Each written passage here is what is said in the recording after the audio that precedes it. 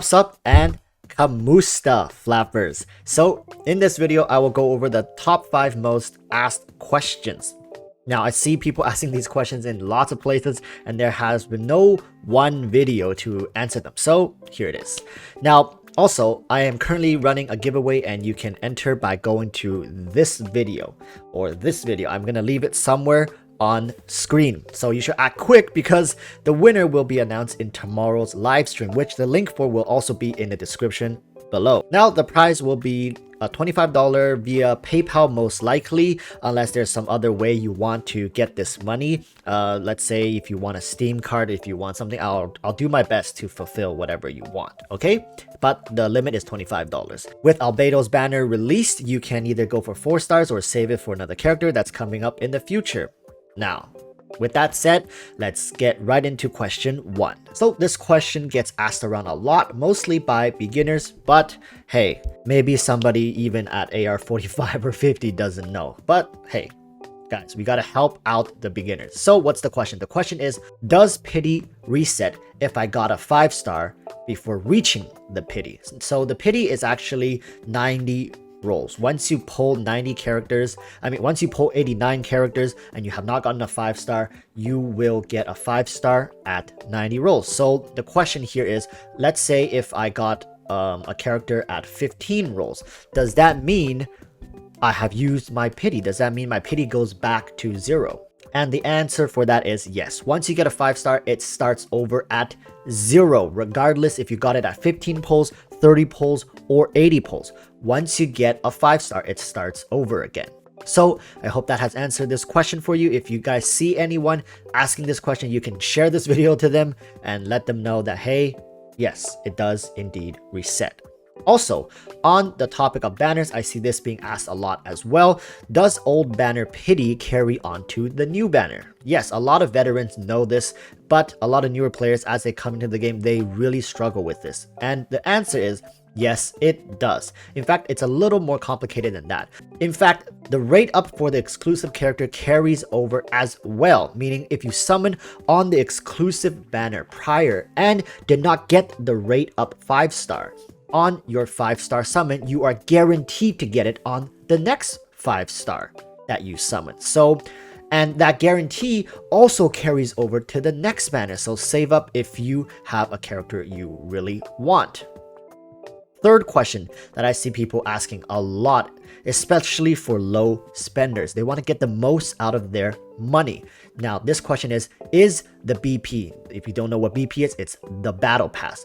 Is the battle pass worth it? Now, this question may be answered in different ways, but I'm going to assume you are only thinking of spending a very small amount. So you're either deciding between the battle pass or maybe the monthly pass, right? Like you're only going to be spending $10, $15 on the game max, and that's really stretching it. Now, if that is the case, with that comparison, I would say the battle pass is going to be more worth it. Although it's, I think, 3 times the price of the monthly pass, the rewards are just better. There is not a single thing you get from the BP that is useless. And if you can only spend a small amount and it's undecided between monthly pass or battle pass, I would really suggest you go for the battle pass. Okay, on to question number 4. The question number 4 is, should I use condense resin? Now, regardless of what you're doing in the game, if there's an option to use the condensed resin, the question is, should I even use it? So there are 2 parts to this question. We have to dissect this a little bit. The first being, yes, if you want to save time, you should use condensed resin. While it does not have any additional boost, it does save you quite a lot of time. On the other hand, if you want to enjoy the game more and want to grind out the content and stay on Genshin for as long as you can, then you don't need to use it. When people ask this question, it's usually to ask if there are any additional benefits to using condensed resin. And the answer to that would be no. There are not additional benefits to using condensed resin.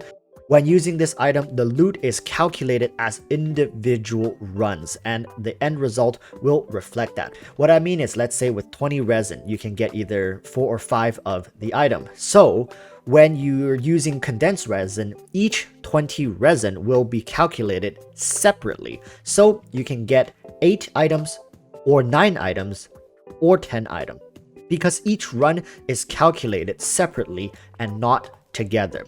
Or else you'd end up getting either 8 or 10, meaning like if you rolled 4, that means they'll just give you 2 of 4, right? You get 8. If you got 5, you get 2 of 5 and 10.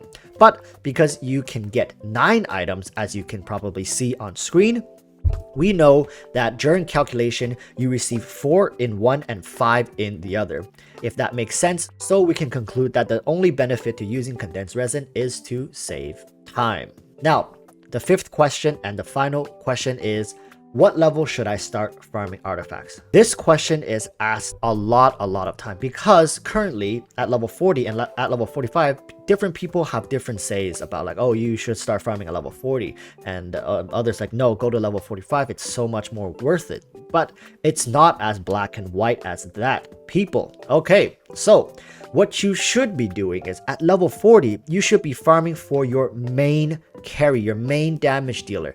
You should only be looking to farm for this character's artifact, and you should save everything else for level 45. And also, even when farming for your main character, do not use your fragile resin at level 40 and only use your excessive resin, because it's only for one character. Don't worry, just do it slowly and you're gonna get a great set. Because at level 45, you actually do not get access to level 90, but certain domains do get more difficult. So having your main DPS properly geared is going to be important if you don't want to have to spend the extra time dealing with random teammates who sometimes may be very difficult to work with. And of course, you know it, there's a bonus question. So I actually see this question quite often, right? So the question is, who is EroticWalruss? Oh, okay. All right, people don't know. Like, I know flappers be flapping my name around here and there. Hey, appreciate it. Give yourself a good pat on your back if you've been, spreading the love of the walrus. All right. And people, at this point, you should know who I am. I'm an Arctic mammal who weighs over 1,000 kilograms and can apparently run up to 22 kilometers on land. Who knew that, right? And apparently, I also have skin that's 10 centimeters thick. Yeah. I also make Genshin videos on YouTube. So if you enjoyed this video, please consider like and subscribing. I hope this video has managed to help some of you, and if you have more questions, you can leave it in the comments or join my Discord to ask me and my flappers directly. I thank you all for watching, and to catch you all in my live stream tomorrow, where the winner to the giveaway will be announced. So until then, I hope you all stay safe. Peace.